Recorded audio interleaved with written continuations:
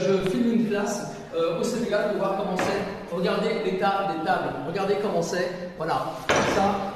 Alors je suis sur un projet de développer, de ramener des tables qu'on va jeter en France. Voilà. Et je cherche des fonds aussi, parce que regardez dans quelles conditions les enfants travaillent. C'est incroyable. Regardez les vis qui ressortent. Regardez cette table qui est carrément en biais. Ça, c'est pas possible. On ne peut pas travailler avec des tables comme ça. Regardez l'état de ces tables. C'est juste ouf. Regardez. Voilà.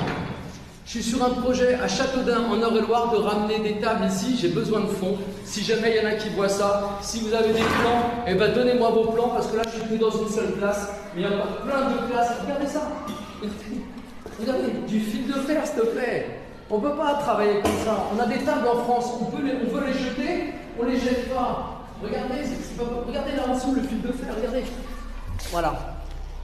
Je suis à Châteaudun actuellement, dans le 28 en Eure-et-Loire, et il y a encore 3 semaines, j'étais au Sénégal en train de montrer dans des classes l'état délabreux des tables. Et aujourd'hui à Châteaudun, avec l'association La Foire aux Loups, on a reçu des tables, des tables scolaires qui vont donc être emmenées au Sénégal par container. On a tout démonté, là on en a une 50aine. Voilà, et on va tenter comme objectif de faire poncer ça par des lycées, par des collèges à Châteaudun et en partie et au Sénégal. Et ensuite, l'idée c'est de nettoyer le village de Popenguine. Et quand le village sera nettoyé, les lycées et les collèges qui m'auront aidé au Sénégal pourront choisir les tables et les chaises qu'ils voudront, dont ils auront besoin. Donc, d'un projet nettoyage du village.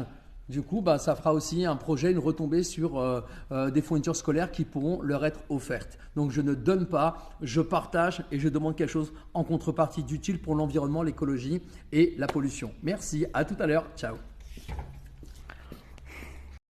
Pardon. Vous avez mis combien de temps pour Non, là, vous avez terminé ? Alors ça y est, oui, après 5 heures de travail, on a réussi à tout dévisser, donc les plateaux, des casiers. Et maintenant, on se retrouve avec 3 éléments distincts. On va devoir maintenant trouver dans les lycées et les collèges des directeurs qui voudront être en partenariat avec nous et des profs qui vont nous permettre de mettre en place des ateliers avec leurs élèves pour apprendre déjà à poncer, à remettre en état des choses... voilà, comme là on peut voir la rouille sur les pieds, on ne peut pas laisser ça comme ça. Donc on va poncer ça et ensuite peindre avec de l'anti-rouille, ce sera plus esthétique, plus joli. Les assises, on va les laisser telles quelles.